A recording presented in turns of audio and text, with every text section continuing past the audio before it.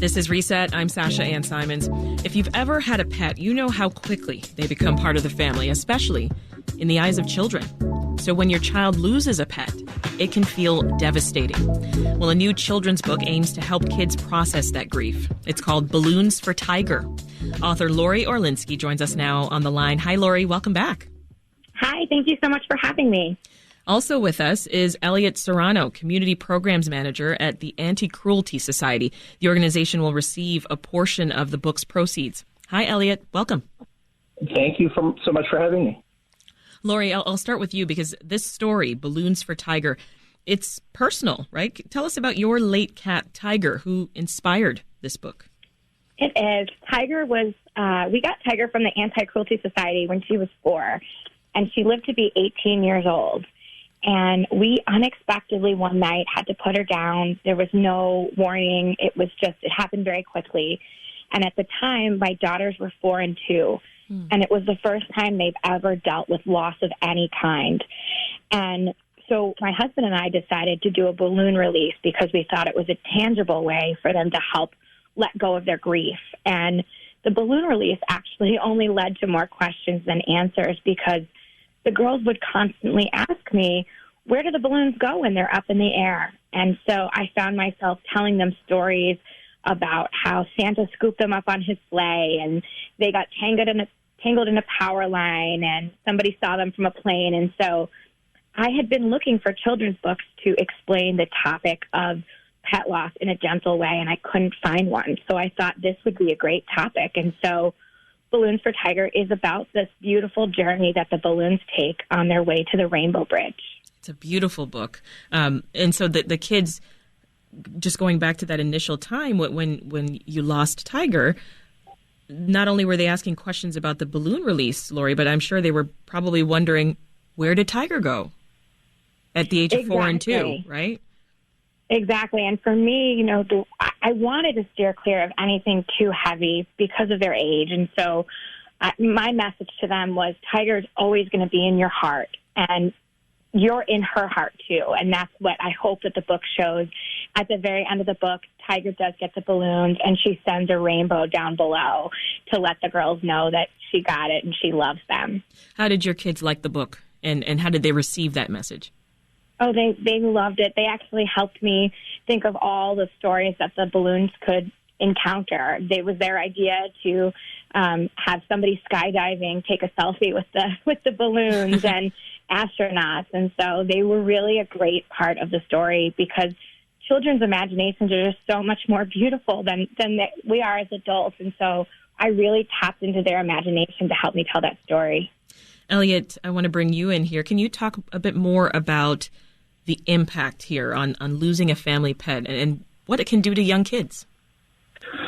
Well, it does have a tremendous impact, and what I really appreciate with Lori's approach in this and the way she looked at the entire experience is to not avoid talking to the kids about it. There are too many times when parents, for the sake of wanting to, let's say, protect their children, just avoid the topic altogether and try to put off those conversations. So I like the fact that there was an engagement there. There's an attempt there to get the kids to think about what really is the transition of the soul, as I say, when what happens to us after we die. And it's just a lovely way of doing it. I think very effective. Yeah, Lori brings up a point here in the book that's often sort of the first time that a child has had to deal with grief. So, Elliot, how do you even start the conversation? Oh, that's a tough question, right? You kind of have to hunker down and say we're going to have this conversation and face up to the reality that the pet that we've had in our lives for all this time, we're just not going to have them around physically anymore. Something that children especially really come to take as a comfort, that they have that pet there to snuggle with, to pet, and that experience is going to be gone. So from there they have to hold on to the experience of the memory, the cherishing that interaction they had with that pet, and always keeping that in a positive light, not so much focusing on the fact that they're missing it. Lori, this isn't just a children's story. The book actually helps entire families honor their pet. Can you talk about that? I think it does. So many times, as Elliot mentioned, we don't talk about our feelings. And so this is a way to not only read this book with your children or as a teacher read it to your classroom, but it's a way to start a conversation. And you can say, the first time I dealt with loss, I was however many years old. And so I know I talked to my girls about losing my fish cupcake when I was 4 years old. And there's a beautiful illustration in the book of what everybody refers to as the Rainbow Bridge. And you can see animals singing and dancing, everything from spiders to bearded dragons.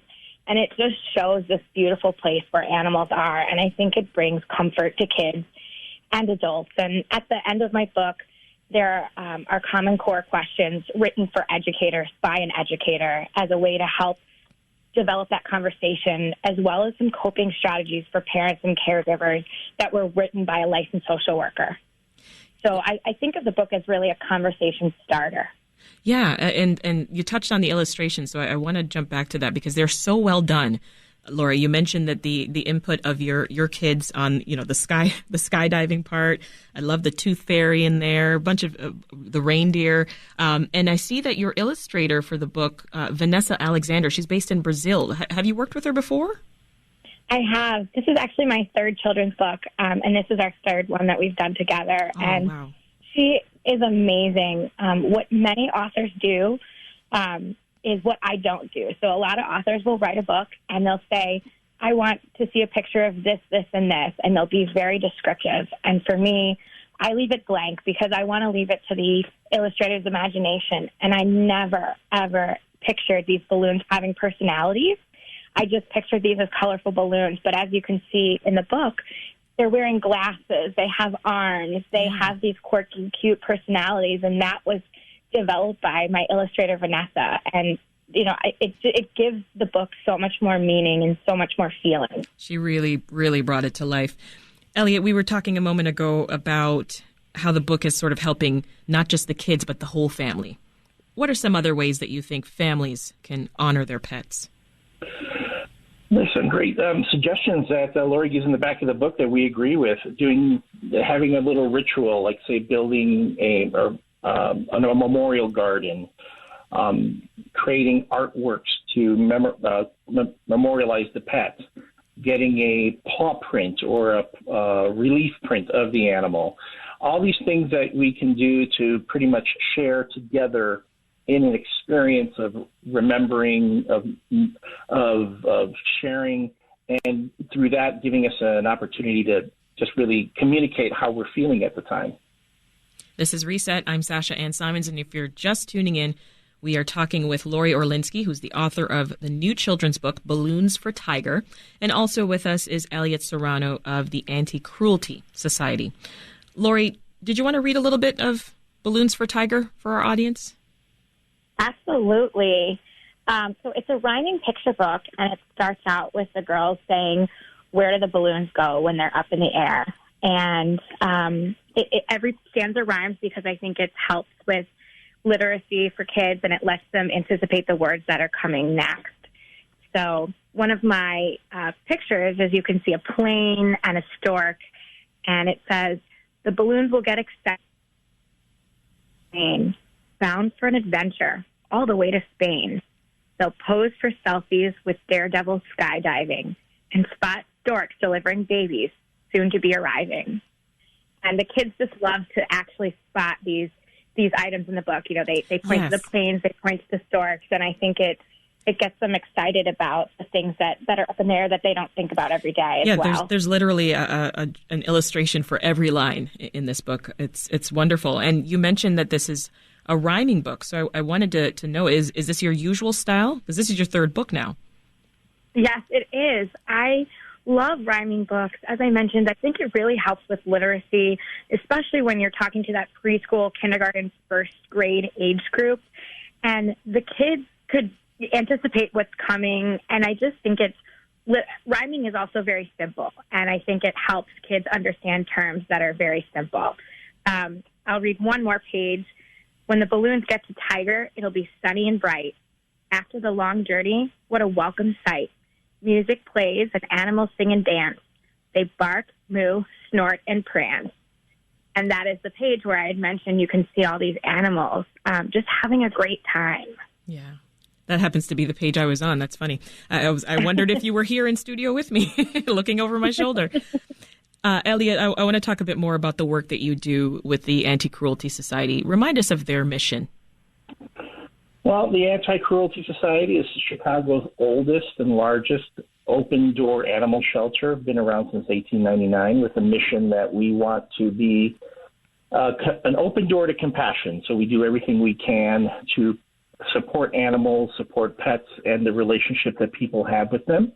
We have adoptions. We have a low-income veterinary clinic. We have low-cost spay-neuter and humane education programs where we talk to kids, again, about the relationship we have with pets, hoping to promote positive relationships with pets that will lead to positive relationships with others. And you also offer free virtual pet loss support groups. What can you tell us about that?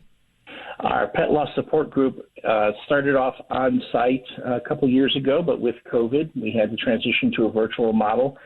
And surprisingly, it took off at that point because a lot of folks couldn't make it into our facility for the sessions, are able to make it online. So if you go to anticruelty.org/pet loss support, you can get information on our facilitator, Yvette Camacho, who is a licensed therapist, and she leads groups in those types of discussions that we've been talking about, where people can share how they feel, help them process the grief, and hopefully in that sharing heal from that loss. Speaking of a licensed therapist, Lori, we've mentioned that you have some advice in there, some tips from a therapist at the back of the book. Can you share some advice on how to help kids and their families grieve? Yes, I think a couple of the things that Elliot and I already mentioned, but questions are important. So taking the time to speak to your child and not silence their questions. Don't make this a one-time thing where you sit down and talk one time about pet loss.